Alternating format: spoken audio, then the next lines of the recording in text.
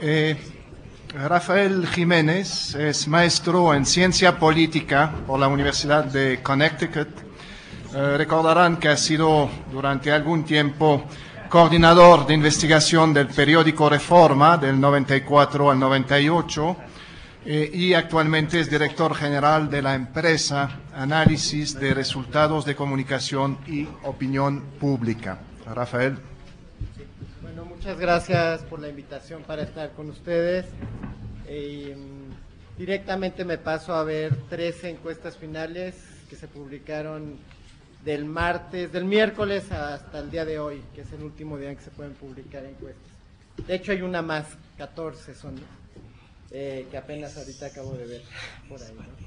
De las 14 encuestas finales, 5 encuestas dan con ventaja ligera a Felipe Calderón, 7 encuestas dan a López Obrador, una encuesta da un empate en 0, ¿no? Aunque diga Ulises que no hay empates en 0, así la presentó Ulises, ¿no? Los promedios, yo tengo un poquito diferente porque Roy consideró menos encuestas. Estas son todas las que publicaron, ¿no? Falta una más. El promedio es 34.2, 34.2 Calderón, 34.7 López Obrador, 26.8 Madrazo y los demás en 4.2. Ciertamente son un poco más conocidas las encuestas que dan a López Obrador en ventaja, digo básicamente porque el peso de Televisa o de Reforma Universal pues es bastante grande, ¿no? De Milenio, de María. Sin embargo, curiosamente, en el 2000 hubieron 4 encuestadores que tuvieron con éxito la ventaja de Fox, y no fue nada más al final de la elección, ¿no? Fue un poquito antes del final de la elección, que fueron precisamente María de las Heras, Arcop, Gea Isa y Alduncin. Fueron los 4 encuestadores que sí anticiparon la ventaja de Fox en el 2000. De esos, ahora 3 encuestadores tienen en ventaja a Calderón, o sea, Alduncin, Gea Isa y Arcop, o sea, nosotros, y María de las Heras, que tuvo también en ventaja a Fox, que tuvo que publicar fuera de México, por cierto, en ese entonces, que ahora tienen ventaja a López Obrador. Esta es la situación final de encuestas. Yo traté de no ser excluyente con estos, pero tengo también la del CUDG, que tiene un punto de ventaja para López Obrador. Ahorita lo agrego más tarde. Más adelante, si quieren. 12 de 13 encuestas finales tienen al primer y segundo lugar dentro de los márgenes de error que describen como su propia metodología. 12 de 13 encuestas tienen diferencias entre primero y segundo lugar menores al margen de error. Algo también bastante interesante es la consistencia, digo, no en el concepto que utilizó Ana Cristina, pero sí la consistencia de las encuestas alrededor de la medición de López Obrador. Es decir, 32 y 36, entre 32 y 36.5% es la consistencia de las mediciones. Y hay más variación para Calderón o para Madrazo, que están entre Calderón registra encuestas desde 31, caso de María de las Heras, hasta 37. Y Madrazo presenta más variación todavía, con 23 como mínima y 30 como máxima, si redondeamos los decimales. ¿La que sigue? Esta es nuestra serie de encuestas, ya no hablo más de los demás encuestadores, y hablamos de nuestra serie de encuestas. Nosotros tenemos varias encuestas en marzo, en abril. A partir de estos días tenemos encuestas diarias, domiciliarias, a diferencia de las telefónicas que han circulado algo en esta elección. Son encuestas domiciliarias. En este último tramo, desde esta fecha, son 480 cuestionarios al día en domicilios. Y se promedian 3 días, se sustituye el primero, el más atrasado, con una nueva carga de 480 encuestas. Este es nuestro dato hasta el día de ayer: 37 Felipe Calderón, 25 Madrazo, 34 López Obrador. Con un periodo importante que más o menos en las encuestas que han visto, más o menos claro, de ventaja de Calderón entre el primero y segundo debate. Ciertamente la historia atrás, no, ahí sí difiero de Roy. varios encuestadores, yo me acuerdo María y yo mismo en eventos de este tipo, en eventos más pequeños, porque ahora sí hay muchas personas interesadas, insistíamos en que esas ventajas de López Obrador no iban a llegar así al periodo de campañas, ¿no? Y ciertamente eso pasó, pero sí tuvo una ventaja entre enero y febrero y la primera quincena de marzo López Obrador, y luego tuvo una ventaja Calderón un poquito antes del primer debate hasta el segundo debate. Luego hubo un momento en donde se hicieron las encuestas, la primera tanda de encuestas de junio, en el que nosotros registramos que se empareja bastante. Aquí también, y todo el periodo desde el 18 al 22 de junio registramos muy parejas las diferencias entre Calderón y López Obrador, algo que ya hemos visto con las presentaciones anteriores. Un poco más adelante. Diputados federales también es una historia trascendental. 36% nosotros tenemos al PAN, 28% al PRI y 31% al PRD. De hecho, aquí hay menos variación entre encuestadores, salvo lo que nos presenten más adelante, pero aquí hay más encuestas que más o menos tienen al PAN en primero, al PRI en segundo, ¿no? Hay algunas variantes. Hay muchísimas carreras de los 300 distritos y de todos los 32 estados al Senado que están prácticamente empatadas, ¿no? Muchísimas en esta elección. Entonces el Congreso va a tener movimientos importantes aún en estos próximos días y es fundamental para el panorama político que quede de esta elección. Vemos un poquito más los ciudadanos que dicen estar seguros de votar. Nosotros esto nada más los hemos seguido desde el principio, pero para nosotros este porcentaje ha llegado en estos últimos días arriba de 60%, 64%. Podrían votar 60% o 64%, realmente es difícil predecir participación con encuestas. ¿Qué pasa con esos ciudadanos? La ventaja de Calderón es 4 puntos en nuestra serie de encuestas, 37-33. No hacemos demasiadas complicaciones nosotros con estos modelos de votantes probables.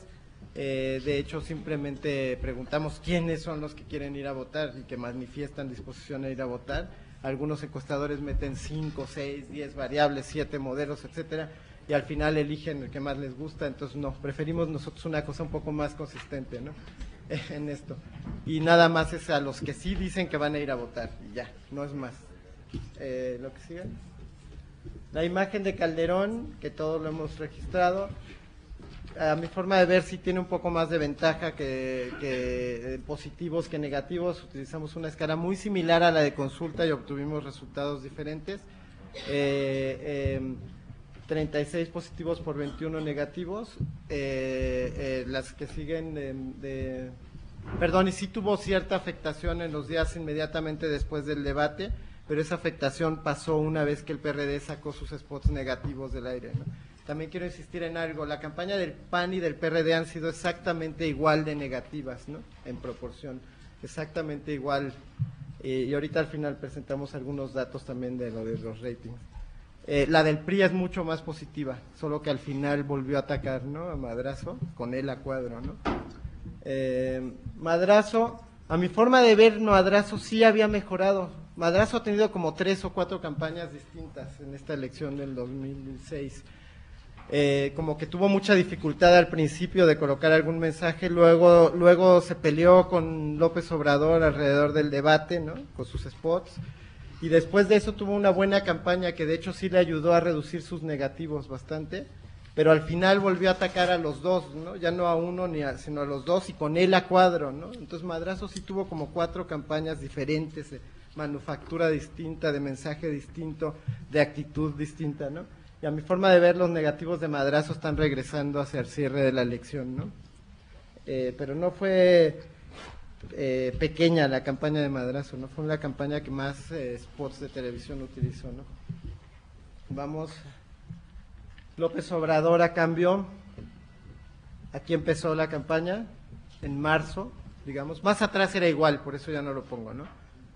53 positivas por 17 negativas. Aquí empiezan las campañas del PAN, pero campañas del PAN que se basaban mucho en los contenidos de los propios actos de campaña de López Obrador, ¿no? Lo de Chachalacas no fue una cuestión sacada de la manga, ni mucho menos, ¿no? Todavía después de las chachalacas seguía llevando López Obrador chachalacas a sus mítines, ¿no? O le daban una chachalaca y seguía insistiendo con las chachalacas, ¿no? Y lo del tema de la deuda, que ese es el asunto que básicamente perduró más que el de chachalacas, ¿no? Vemos un poco más adelante. A mi forma de ver, las preguntas más importantes es las que tienen que ver con los temas, ¿no? ¿Quién puede mejorar la economía del país, por ejemplo, ¿no? Una pequeña ventaja de Calderón en 3 puntos. Las preguntas económicas vamos a ver consistentemente ventajas de Calderón, ¿no? La que sigue, crear empleos, que es el tema de la campaña positiva de Calderón, tiene ventaja de 6 puntos hasta la fecha.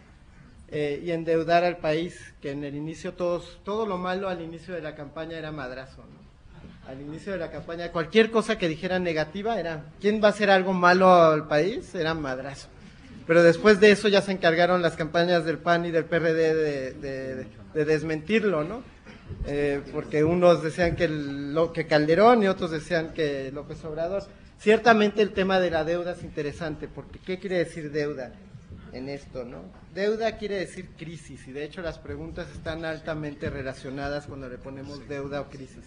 Quiere decir que esa campaña, la temática del PAN negativa, perduró bastante fuerte durante la campaña y que es una de las preguntas finales que se están haciendo los votantes en México, ¿no? No es la única, pero es una de las preguntas finales.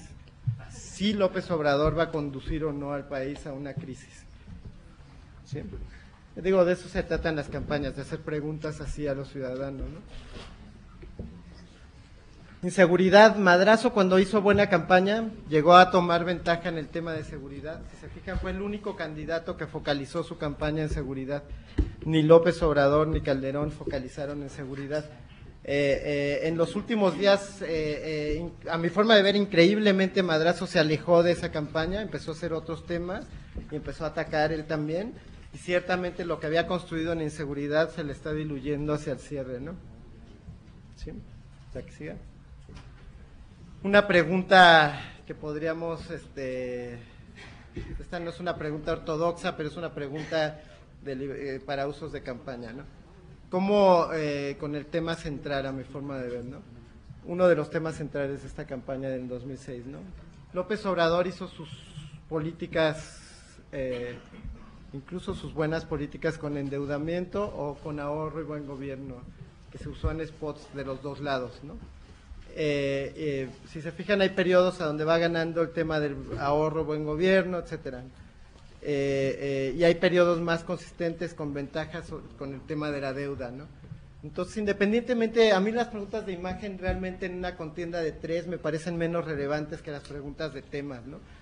Un candidato con peor imagen puede ganar en una contienda de 3, pero lo que es importante y relevante y en realidad no tiene la menor importancia, porque con que 20-25% de los votantes tengan buena imagen sobre el candidato que prefieren, es decir, los mismos, los priistas pensando bien de Madrazo, los priistas pensando bien de Madrazo, eso ya hace totalmente irrelevante esa pregunta de las de imagen, más que para ver cómo les están pegando.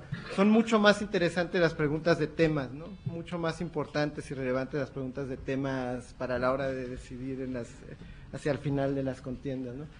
Vamos a la que sigue. Paso a la parte de anuncios. Los anuncios son mucho más importantes que los noticieros y los periódicos. Mucho más en recordación, en efecto de campaña, en todo, ¿no? Y además en esta campaña particularmente no hubo historias periodísticas que impactaran en la campaña, ¿no? Incluso lo periodístico le dieron poco seguimiento a lo que contenían los spots. ¿Es verdad lo que dicen los spots del PAN, del PRI o del PRD, o es mentira? Y prácticamente no hubo ni un reportaje sobre eso a fondo que realmente documentara qué pasaba, ¿no?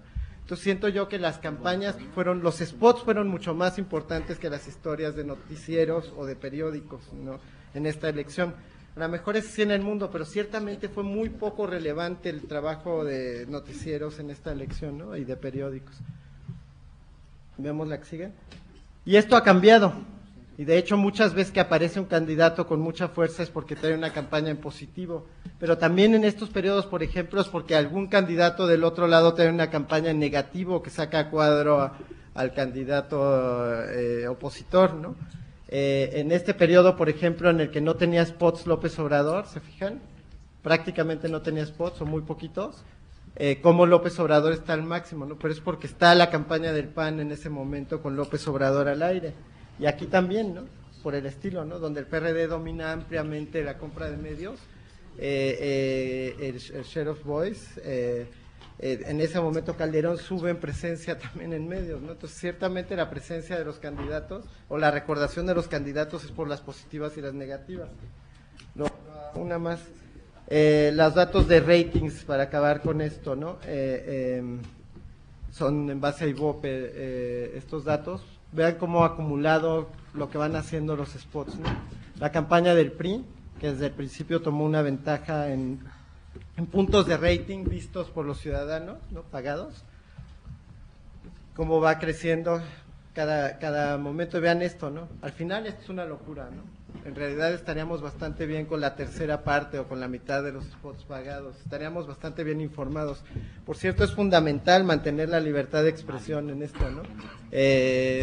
Las campañas negativas son mucho más valiosas en términos de información que las positivas, ¿no? Mucho más valiosas y además llevan a los ciudadanos a pensar en temas más que las positivas, ¿no?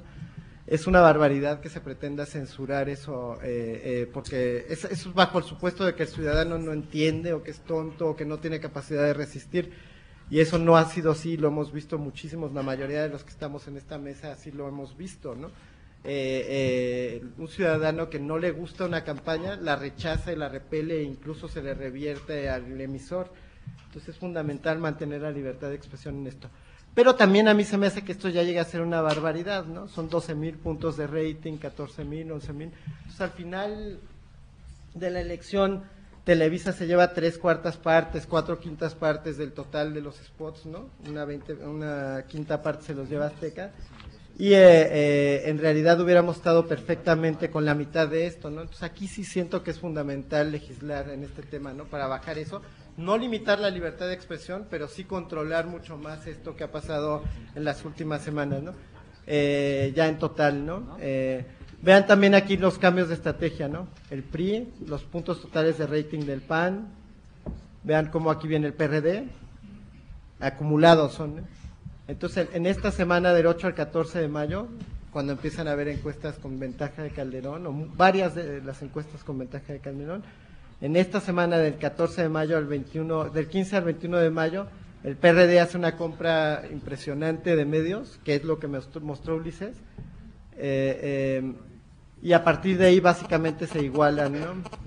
PAN y PRD, aquí hace una compra el PAN, y al final de la elección el 36% de todo lo que vimos de spots, de todos los puntos de rating vistos en televisión fueron del PRI, 34 del PRD, 30 del PAN. Con esa proporción entre Televisa y Azteca. A mí me parece que la elección está absolutamente en el aire, ¿no?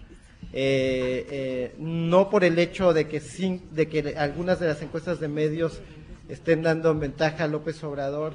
Ellos mismos se han encargado de mostrar los 2 puntos o 3 puntos que tienen, y que eso es absolutamente poco, no es significativo para decir que eso ya ganó uno u otro candidato. Me parece también que lo que hemos visto, y en la encuesta el tracking que mostré domiciliario y lo que mostró Ulises Beltrán de nuestro tracking en el 2000, que todavía ocurren muchas cosas en estas 2 últimas semanas después de que terminaron de levantar encuestas la mayoría de los encuestadores. Entonces la incertidumbre final de esta elección, a mi forma de ver, es mucho mayor que la del 2000, mucho mayor que la del 2000. En el 2000 yo a estas alturas de la elección yo sentía cierta tranquilidad de que podía ganar Fox, ¿no? Por las mediciones que estábamos teniendo diario, y en esta elección, a pesar de que yo tengo ventaja de Calderón, no sé exactamente cuál de los 2 candidatos va a ganar. Entonces yo sí tengo un escenario de incertidumbre al máximo entre Calderón y López Obrador, y un papel muy relevante de los votantes del PRI en esta elección, ¿no? Es qué van a hacer los votantes del PRI en el cierre de la elección, ¿no? Los últimos votantes que le quedan a Madrazo, que son bastantes, ¿no? qué van a hacer en este cierre, ¿no? Yo creo que eso sería lo último que me quedaría por explicar, sería mi forma de ver esos votantes en un escenario tan empatado, tanto en todas las encuestas como al interior de cada una de las encuestas. El comportamiento de esos votantes va a ser fundamental. Si se acerca el PRI al 29-30%, como dicen algunos encuestadores, me parece que López Obrador tiene la oportunidad de ganar, pero si se acerca al 25%, como dicen otros encuestadores, creo que Calderón es el que va a ganar la elección. Y el escenario de Congreso será tan importante como este, y por todos lados va a haber un cambio político fundamental en México en los próximos meses, en los próximos días, gane Calderón o gane López Obrador. Yo dejaría eso en este